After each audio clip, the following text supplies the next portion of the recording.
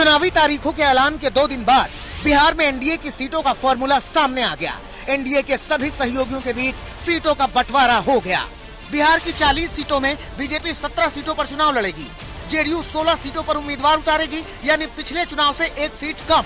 चिराग पासवान के खाते में 5 सीटें आई हैं। मांझी और कुशवाहा की पार्टी को 1-1 सीट मिली है। सभी 40 सीटों पर पूरा एनडीए की सभी पार्टियां अपनी पूरी ताकत से 40 के 40 सीटों पर ताकत लगाएगी और सभी सीटें जीत कर आएंगी, ये हमारा विश्वास है। इसी फॉर्मूले की चर्चा पहले भी थी, लेकिन औपचारिक घोषणा के बाद बिहार में 2 बातें साफ हो गई हैं कि लोकसभा चुनाव में बीजेपी बड़े भाई वाली भूमिका में होगी और साथ ही भतीजे चिराग के सामने चाचा पशुपति पारस की एक भी नहीं चली है। जो लक्ष्य प्रधानमंत्री जी ने दिया है उसको तो हम पूरा करेंगे ही, पर एक हल्की सी चूक जो 2019 में रह गई थी, 1 सीट से जो हम लोग रह गए थे, इस बार 40 की 40 सीटें जीतकर प्रधानमंत्री जी को प्रधानमंत्री पद पर बैठाने के लिए हम सब संकल्प हैं। सीट बंटवारे की प्रेस कॉन्फ्रेंस के दौरान पशुपति पारस गुट का कोई नेता मौजूद नहीं था। ऐसे में इस बात की भी चर्चा है कि उनका अगला कदम क्या होगा।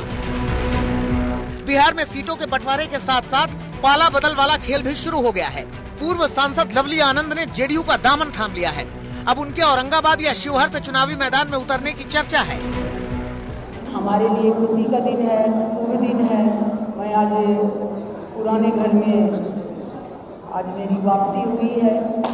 हम लोग सत्ता पार्टी से मिले। एनडीए की तस्वीर साफ है, तो सवाल है कि बिहार में इंडिया गठबंधन में पेच कहां फंसा हुआ है। सीटों का फॉर्मूला क्यों नहीं निकल रहा है। 2-3 दिनों में सारी चीजें तय हो जाएंगी। अंतिम चरण में है ना।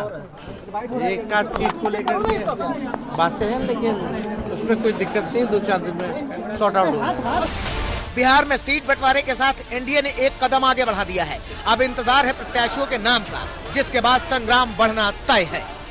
पटना